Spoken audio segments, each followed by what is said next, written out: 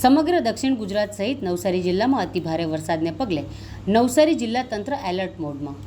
સમગ્ર દક્ષિણ ગુજરાત સહિત ઉપરવાસમાં થયેલ ભારે વરસાદના કારણે નવસારી જિલ્લામાં પૂર્ણા, કાવેરી અને અંબિકા નદીમાં જળસ્તર વધવાની સંભાવના રહેતા નવસારી જિલ્લા તંત્ર સવારથી જ આગોતરી કામગીરીમાં વ્યસ્ત થઈ ગયું છે.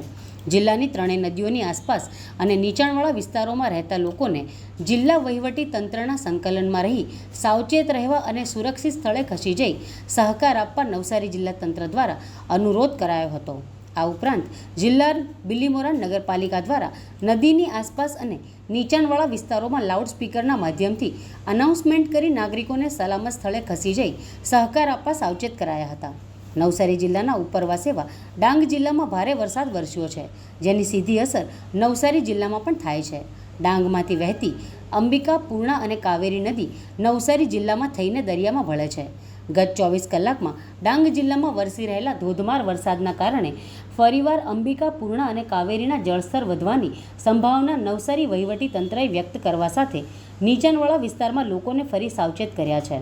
ડાંગ જિલ્લામાં છેલ્લા 24 કલાકમાં હવામાન વિભાગની આગાહી મુજબ ધોધમાર વરસાદ વરસી રહ્યો છે, જેના કારણે નદીઓમાં ઘોડાપૂરની સ્થિતિ ઊભી થઈ છે, જેની સીધી અસર નવસારી જિલ્લામાં પણ જોવા મળશે. 2 વાગ્યાથી 2:30 વાગ્યાની આસપાસ અંબિકા તેમજ કાવેરી નદીઓની સપાટીમાં વધારો થઈ શકે છે તેવી સંભાવના નવસારી જિલ્લા વહીવટી તંત્ર દ્વારા કરવામાં આવી છે. સાથે જ નીચાણવાળા વિસ્તારોને પણ સાવચેત કરવામાં આવ્યા છે.